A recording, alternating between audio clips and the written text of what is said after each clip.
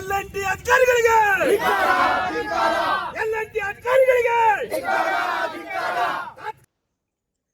ಸಮರ್ಪಕವಾಗಿ ಕುಡಿಯುವ ನೀರು ಪೂರೈಕೆ ಮಾಡುವಲ್ಲಿ ಎಲ್&ಟಿ ಕಂಪನಿ ವಿಫಲವಾಗಿದೆ. ಅಲ್ಲದೆ ಅಲ್ಲಲ್ಲಿ ಅಗೆದ ಗುಂಡಿಗಳನ್ನ ಮುಚ್ಚದೇ ಇರೋದ್ರಿಂದ ಸಾರ್ವಜನಿಕರಿಗೆ ತೊಂದರೆಯಾಗುತ್ತಿದೆ ಎಂದು ಆರೋಪಿಸಿ ಶ್ರೀರಾಮನಗರದ ನಿವಾಸಿಗಳು ಸೋಮವಾರ ಎಲ್&ಟಿ ಕಂಪನಿ ವಿರುದ್ಧ ಪ್ರತಿಭಟನೆ ನಡೆಸಿದರು. ಶ್ರೀರಾಮನಗರದಲ್ಲಿ ಸರಿಯಾಗಿ ಕುಡಿಯುವ ನೀರು ಪೂರೈಕೆ ಆಗ್ತಾ ಇಲ್ಲ. ನೀರಿಗಾಗಿ ಜನ ಪರಿತಪಿಸುವಂತಾಗಿದೆ. ರಾತ್ರಿ ವೇಳೆ ಕುಡಿಯುವ ನೀರು ಪೂರೈಕೆ ಮಾಡಲಾಗುತ್ತದೆ. ನೀರಿನ ಪೈಪ್ಲೈನ್ ಅಳವಡಿಸುವುದಕ್ಕಾಗಿ ಎಲ್&ಟಿ ಕಂಪನಿಯವರು ಅಲ್ಲಲ್ಲಿ ರಸ್ತೆ ಸಹ ಅಗೆದಿದ್ದಾರೆ.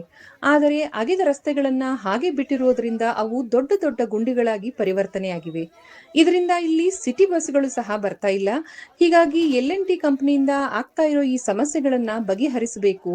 ಶ್ರೀರಾಮನಗರಕ್ಕೆ ಬಸ್ಗಳು ಬರದೇ ಇರೋದ್ರಿಂದ ಶಾಲಾ ಮಕ್ಕಳು ಸಮಸ್ಯೆ ಎದುರಿಸುವಂತಾಗಿದೆ ಎಂದು ಆಕ್ರೋಶಗೊಂಡ ಶ್ರೀರಾಮನಗರದ ಜನ ಮುಖ್ಯ ರಸ್ತೆಯನ್ನು ಬಂದ್ ಮಾಡಿ ಪ್ರತಿಭಟನೆ ನಡೆಸಿದರು.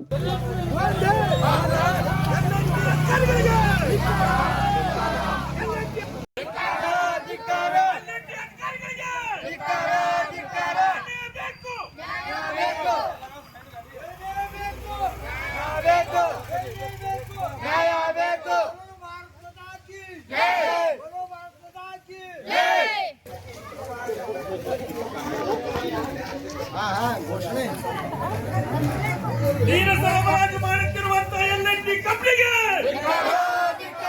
ನೀರು ಸರಬರಾಜು ಮಾಡುತ್ತಿರುವಂತಹ ಎಲ್&ಟಿ ಕಂಪನಿಗೆ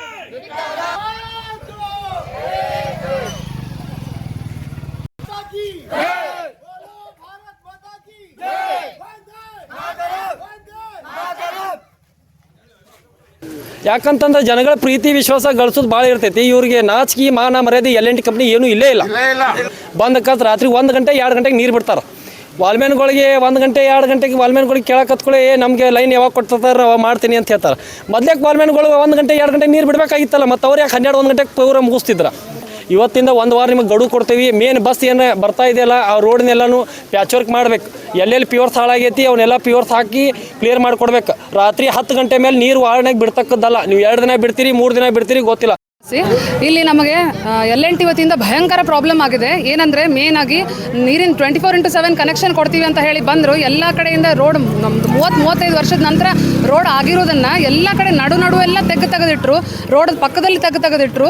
ಈಗ ಬಸ್ ಬರೋದಿಲ್ಲ ಅಂತ ಹೇಳ್ತಾ ಇದ್ದಾರೆ. ನಮ್ಮ ಮಕ್ಕಳಿಗೆ ಪ್ರಾಬ್ಲಮ್ ಆಗಿದೆ, ಶಾಲೆಗೆ ಹೋಗೋ ಮಕ್ಕಳಿಗೆ ಪ್ರಾಬ್ಲಮ್ ಆಗಿದೆ. ಇಲ್ಲಿ ಇರೋ ಜನರು ಎಲ್ಲರೂ ಕೂಲಿ ಕೆಲಸಗಾರಿದ್ದಾರೆ, ಎಷ್ಟೊಂದು ಜನ ಅವರೆಲ್ಲರೂ ಹೋಗೋದಕ್ಕೆ ಪ್ರಾಬ್ಲಮ್ ಆಗಲಿದೆ. ಇದು ಗುಡ್ಡಗಾಡ ಪ್ರದೇಶಗತೆ ಇರೋದ್ರಿಂದ ಇಲ್ಲಿಂದ ಮೇಲೆ ಗುಡ್ಡ ಏರಿ ಹೋಗೋದೇ ಫಸ್ಟ್ ನಮಗೆ ಸಮಸ್ಯೆ. ಅಂಥದ್ರಲ್ಲಿ ಈಗ ಬಸ್ಸು ಬರೋದಿಲ್ಲ ಅಂತ ಬೇರೆ ಹೇಳ್ತಾ ಇದ್ದಾರೆ. ಇದರಿಂದ ನಮಗೆ ಪ್ರತಿಯೊಬ್ಬರಿಗೂ ಬಹಳ ತೊಂದರೆ ಆಗಿದೆ.